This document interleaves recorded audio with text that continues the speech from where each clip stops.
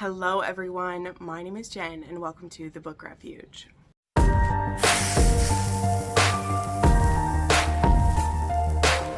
Alright friends, I'm really excited to be doing this video. So as you can tell by the title, we're going to go through all of the fantasy books I've read so far this year. And the ones that I liked the most are the ones I'm going to go into detail about. But the other ones, I'll still have everything linked down below. And you can always check out my weekly reading wrap-ups if you want more detail about one of the ones I didn't like as much. But I don't want this video to be 2 hours long, so again, I'll just go into detail about the ones I liked, but we will go through all of them because I believe I have 15 of these. I haven't read as much fantasy romance this year as I wish that I have. That's something that I've really been trying to change, and I do have quite a few fantasies on my TBR, so I know that I'll get to them eventually, right? But I just wanted to go through for you guys because I know how much you love fantasy romance and are always asking for recommendations for those. And so, yeah, we're going to go through these and I'll tell you at the end which 3 or 4 are my absolute favorites. But again, you might also be able to tell because I'll talk more in detail about those ones. So going all the way back to the beginning, which I don't have all of these in exact order because there's a few that I forgot about and had to add them back in later. But some of them I do have in order. But the very first fantasy romance I read of the year was A House of Flame and Shadow by Sarah J. Maas. And I mean, I feel like I don't need to go into too much detail about this one because if you care, you care, and if you don't, you don't. But this was book 3 in the Crescent City series, and it picks up pretty much right where book 2 left off, which was a huge cliffhanger. It was a cliffhanger that shooketh the fandom. It shook people outside of the fandom. It led to lots of rereads going back to the very beginning of Sarah J. Maas's world so that we could pick up on all the little things. And so for me, the experience of reading this book, the day that it came out, it's always an event for me when a Sarah J. Maas book comes out. It's like one of my favorite things to do is to just soak up her stories. And this one did not disappoint me. Honestly, I know lots of people have complaints, but I actually did a reading vlog of this that has spoiler parts in it. I'll link it up here if I remember to do so.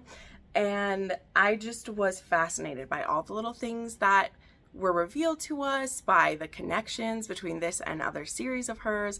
And it just got me so excited for where she could be going next. I love this stuff. So there was no complaints from me. I enjoyed this so much, and seeing where Hunt and Bryce and Ruin and Therian and just everyone, it was so amazing to see.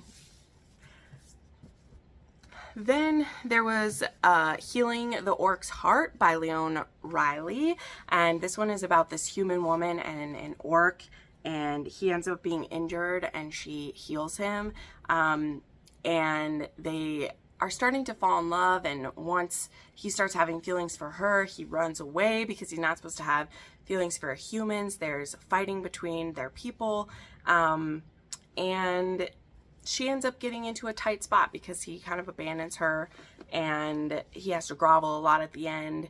And yeah, this is one I didn't like very much. I didn't rate this one very highly, but I know a lot of people love this author and her series. I might try a different one from her.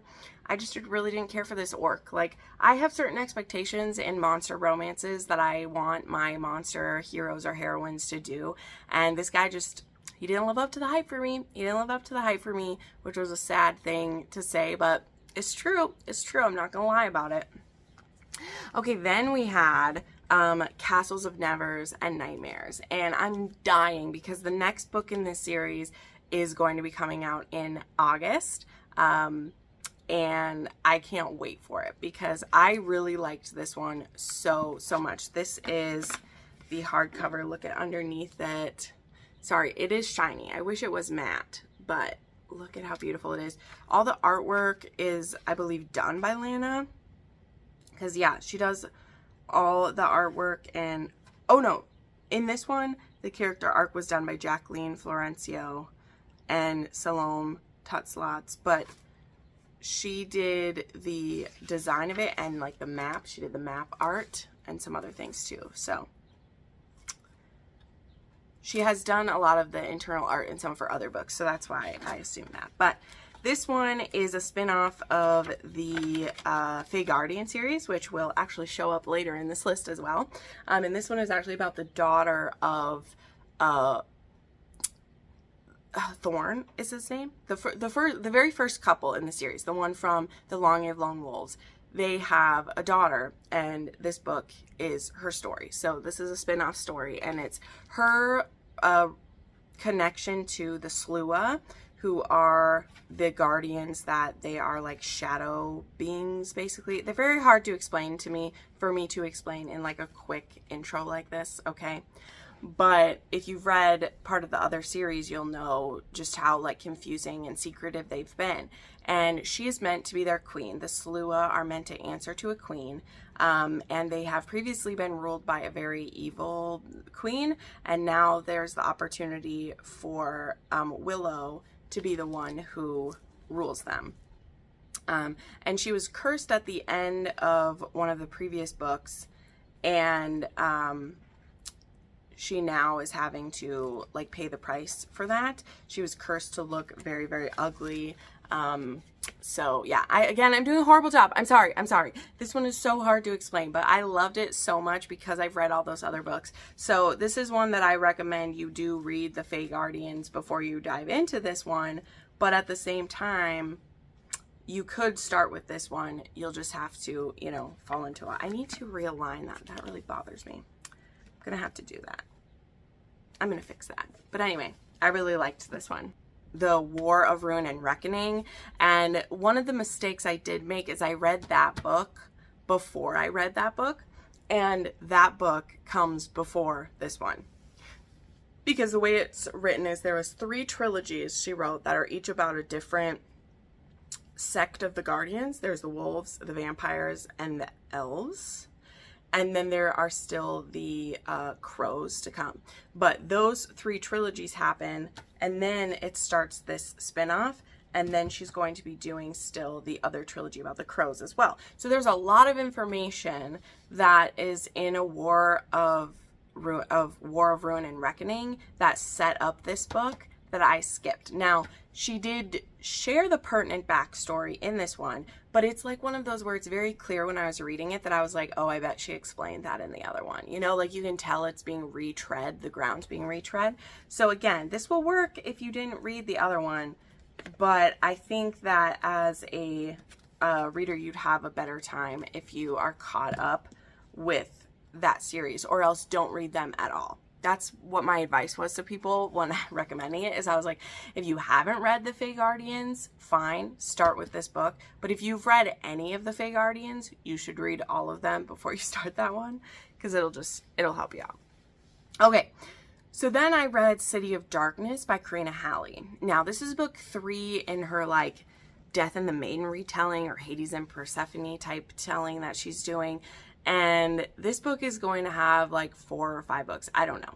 I was so frustrated previously by the previous 2 books because she kept doing this thing where she's dragging this story out, right?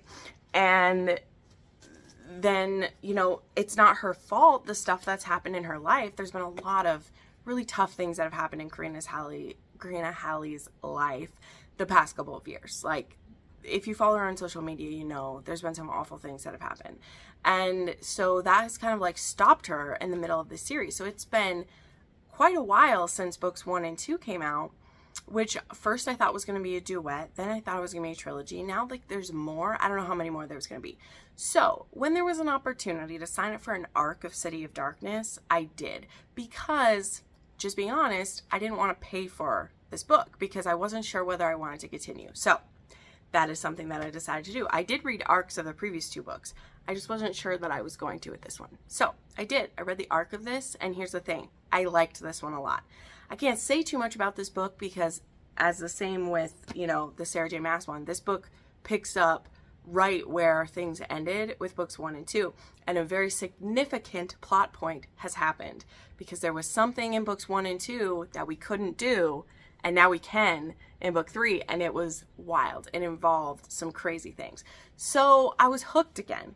But then we also had another cliffhanger, and with no end in sight of when the next one is coming. So I hesitate to recommend this series until it's done, you know, because I'm being drug along. You don't have to be drug along.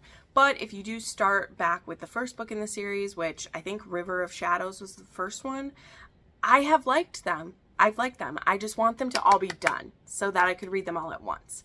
Because there's just a lot of like, I feel like now it's going to be a long time because she's focused on like her Siren books again, which I've heard are really good. I do want to read those. I do like a lot of books Karina Halle has written. I like that she's been more in the fantasy side lately because I love that. But I've just been banging my head a little bit, you know, because I just want this story to be done. She started it 2 or 3 years ago at this point, and we just keep pausing to do other things. But then I'm like, well, then just finish the story. Just finish it. And then if you're going to release them in multiple parts, do that. But it's not. So that's just me as a reader bitching. You don't have to agree. It's fine. All right, then there was To Bleed a Kingdom by Ella Dawes. This was another new to me author that I got from NerdFam. You're going to see NerdFam pop up in this a lot. They are like my new favorite PR company because they are focused on fantasy romance, which is great. But To Bleed a Kingdom is another one that's hard to explain. And there was also a pretty big cliffhanger in this one, but it involves this bastard prince who, in the epilogue, you find out how this bastard prince was conceived, and it was awful. Like, it was from an assault. It was so sad to see. And so he carries a lot of guilt and shame. And his mother obviously doesn't have lots of warm and fuzzy feelings for him because she blames him for his birth, which again, not his fault. But she basically wished he would die the whole time she was carrying him because of the cost it took for her to be pregnant with him. It was not good. So now, though, he is the captain of the guard, right? He's not in line for the throne or anything. He has older siblings who are, who thankfully his older siblings don't hate him the same way his mother does. At least it appears so in the story. But he's the captain of the guard. And while he's the captain of the guard, it becomes known that there is this woman and a few companions who have made their way into the kingdom. And they seem very suspicious. And so he gets sent to check them out and figure them out. There are also a lot of enemies all around in this. Like the hero's kingdom is still fighting against the evil that had first destroyed it many years ago. So there's just a lot of like battle between kingdoms happening in here and everything. And our heroine is sent there on a mission, and they both discover that they are like drawn to each other because they're fated mates. And that is very inconvenient for both of them. It won't be good. But it leads to them being very possessive over each other and them continually being drawn into the same situations together. And this one, the author calls it touch her / him or you die. So they're both very possessive over each other because of this. And I like that. Our heroine is very strong. She's a fighter. She's very powerful. So she isn't some weak damsel who needs saving. And I like that. It's just fact, you know, there isn't any like extra statement being said about like, I don't need a man's help. No, she's trained and powerful enough that she doesn't need a man's help. You know, she's not a damsel in distress. But again, the cliffhanger of this one was a lot. So this was actually one that I gave this 3.5 stars. Because there were quite a few weaknesses in it. But this is a debut fantasy, and I was intrigued. Like, I want to read the next one, right? So it's one of those that it's a 3.5 rounded up to a 4 where I'm still, like, I still recommend it. I just want you, when you read it, to be prepared for it to be a little shaky, for it to be not perfect. And that's okay. Like, that's okay, especially with a debut. Like, even, right, even seasoned fantasy authors aren't going to do it perfect every time or perfect for every person. I still was very intrigued by it. I read it pretty quickly, and it was a good time. So the things that were weaknesses weren't enough for me to, like, be mad at it, right? Okay, then we have one that, feels weird to put it in fantasy, but, like, it is. But the same with this author. I never know whether to put her in like dystopian or paranormal or fantasy or where to put her. I never know. But I have Impromptu Match by Lily Mayne. The second book in this series is actually coming up very soon. It comes like August 6th, I think. Or no, is it even earlier? than that. I don't know. It comes very soon. And I could have had an arc of this one, but I did actually turn down the arc of the second book because I have a lot of books coming out the first week of August, and she didn't announce that this one was coming out until last week. That's something Lily Mayne does. She makes sure the book is done before she sets it up, which I respect. I do respect, because she doesn't make promises about when the book is coming or any of that. Like, you don't know until it's done. And there's something to be said for that. You know, that's not a horrible thing, right? But this one is about this secret monster, like wrestling. It's a monster wrestling hidden world. And in this first one, our hero is, one of the heroes is a human. This is also MM type situation. Definitely queer. So far there's been MM, but definitely queer for sure. And he works in an office, and one day he ends up being late at the office, and he stumbles across this monster wrestling thing, and he ends up meeting one of the guys who runs it. I think in the first one is one of the guys who runs it, and they have this crazy connection. Now, the monster who helps run this, they can like shapeshift and like hide who they are and everything, and he doesn't realize that the hero is a human. And the human guy, he thinks that this is all like costumes. Like, he thinks this is like WWE and everybody's weird looks are all costumes. He doesn't realize that the human look is what's the costume for them. And so, yeah, they end up falling for each other, or having this great connection. And by the time the monster realizes that the human's a human, he's already smitten with him, and he doesn't want to memory wipe him. So he doesn't. And so now our human man knows about it, and he keeps coming back.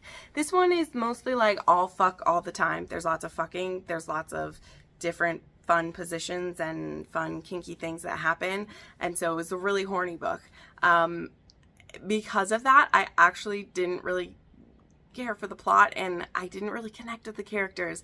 And that was tough for me, because usually Lily Mayne does so well at making me feel for the characters even more than I care about like the smut, which is always really good. Her smut's always really good, but I just didn't connect with the characters in this one. So this is not one of my favorite Lily Maynes. And I think, to be honest, that's part of the reason I didn't ask for an arc of the next one.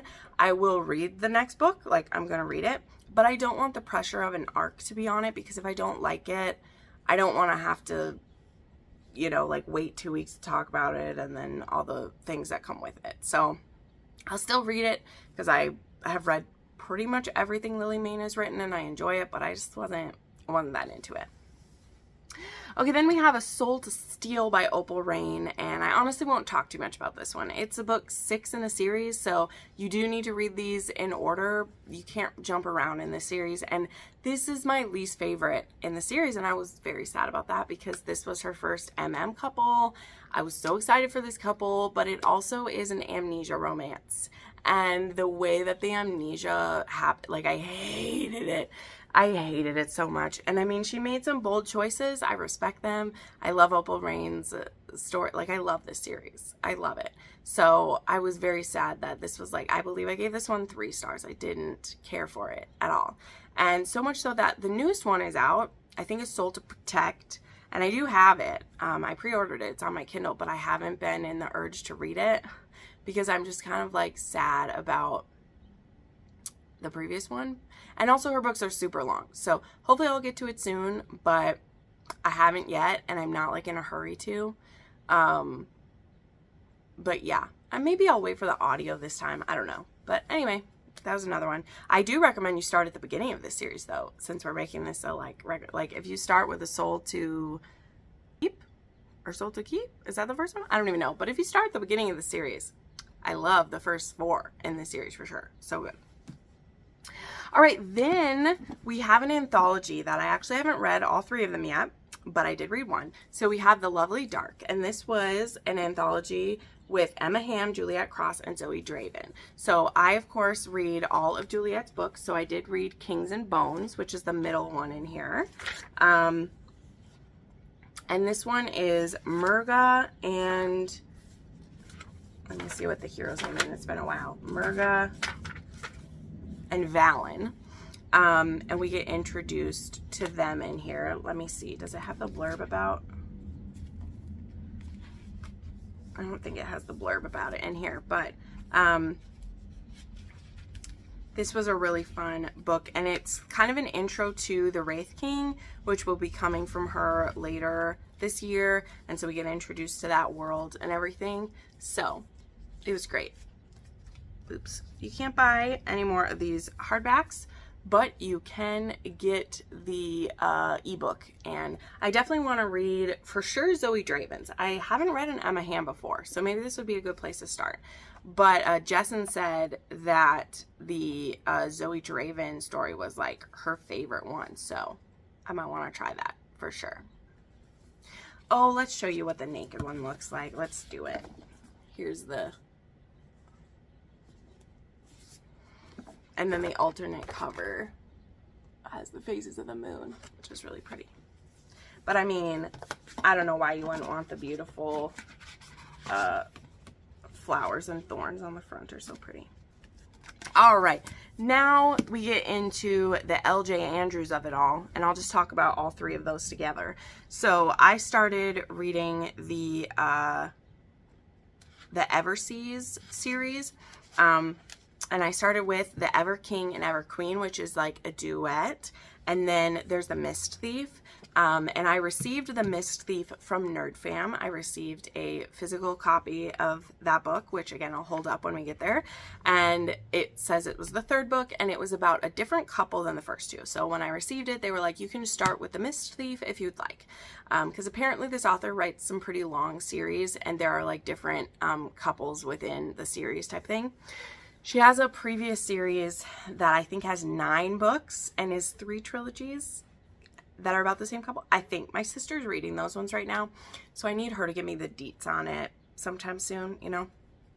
But I started with the Ever King because I didn't have time to read all of those ones first, but I did have time to read the Ever King and Queen. And the audiobooks are available for those, which were only a $7.50 upgrade from the ebook, right? And I loved the audiobooks. I do highly recommend the audio version. In general, I enjoy fantasy and audio whenever I can have it. Like, honestly, that's my preferred version of soaking in a fantasy is through audio anyway.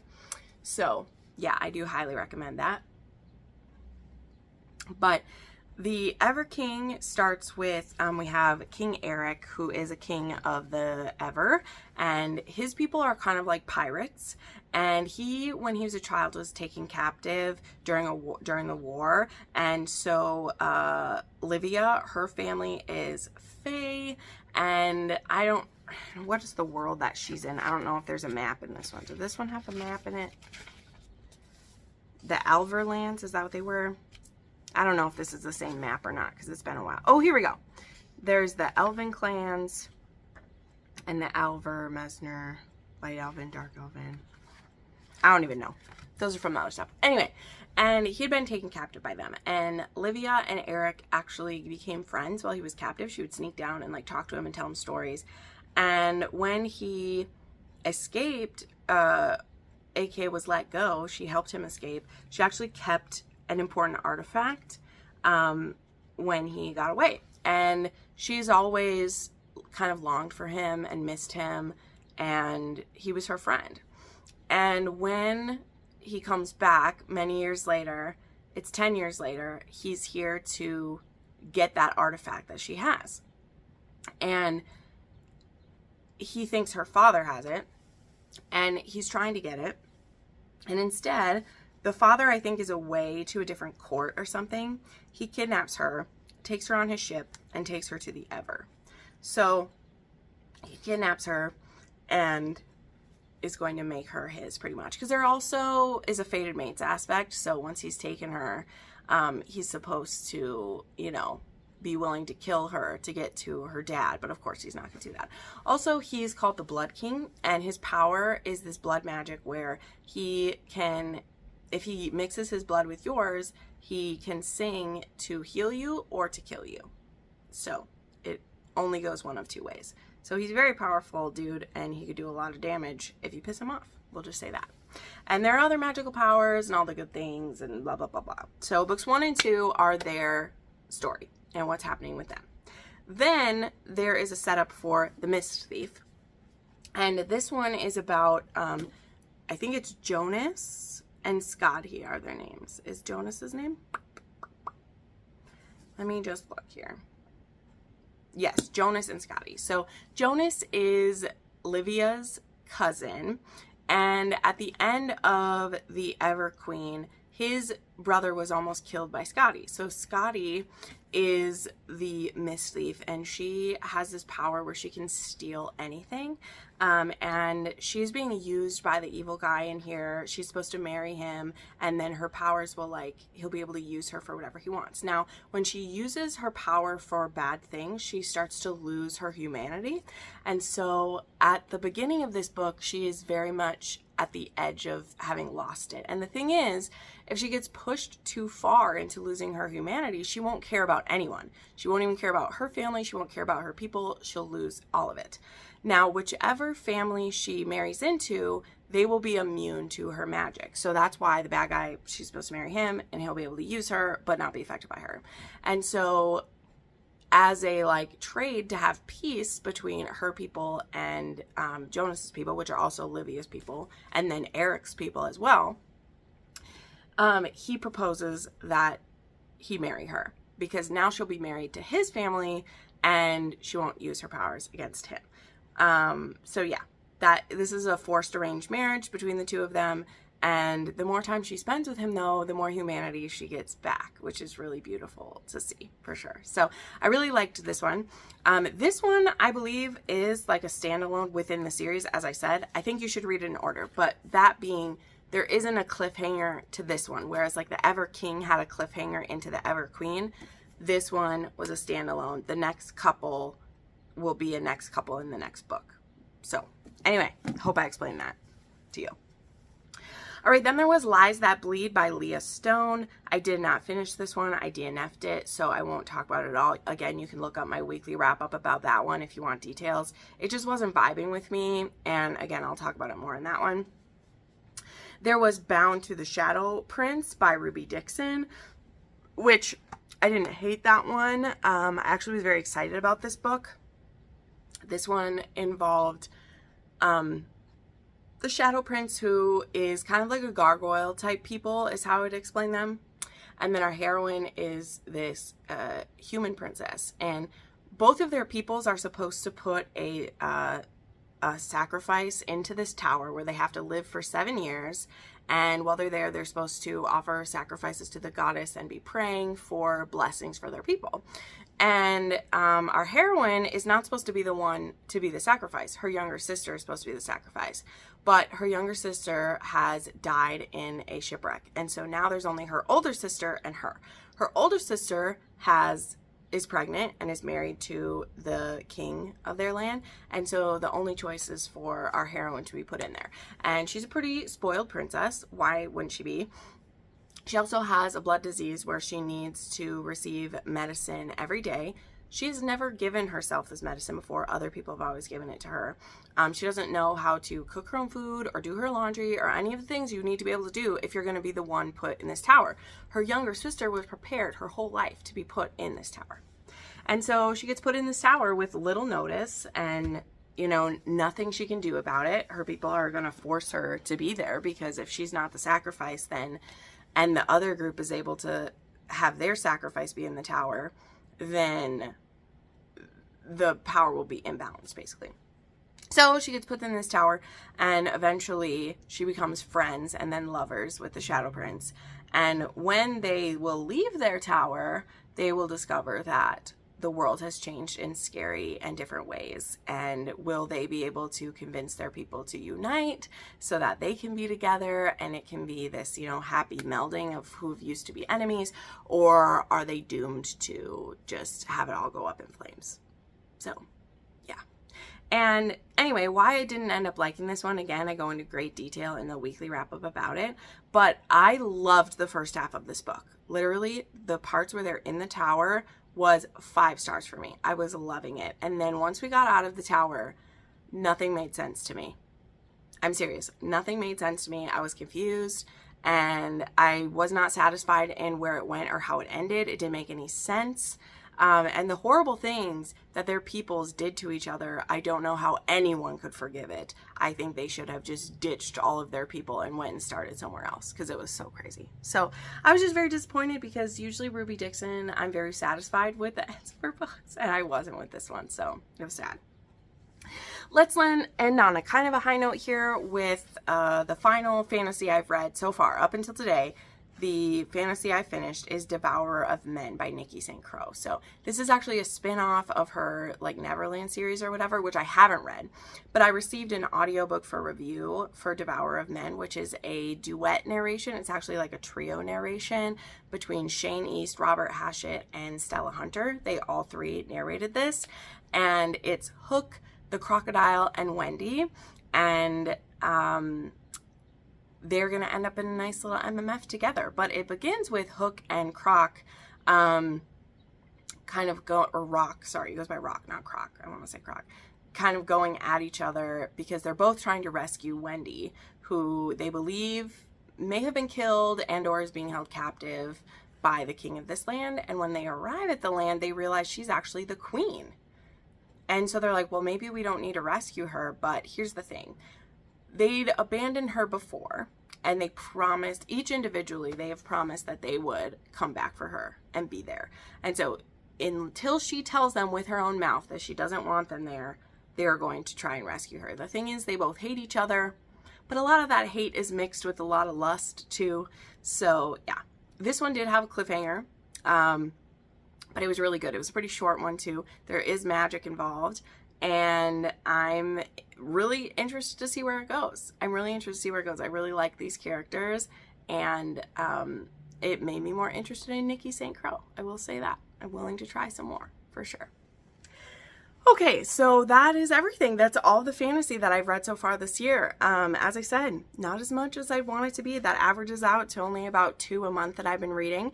But again, I definitely have picked up the pace. And one thing I want to say too, I do consider a lot of the fan fiction I read to be fantasy as well, because most of it is wizarding related. But I will be having a catch up.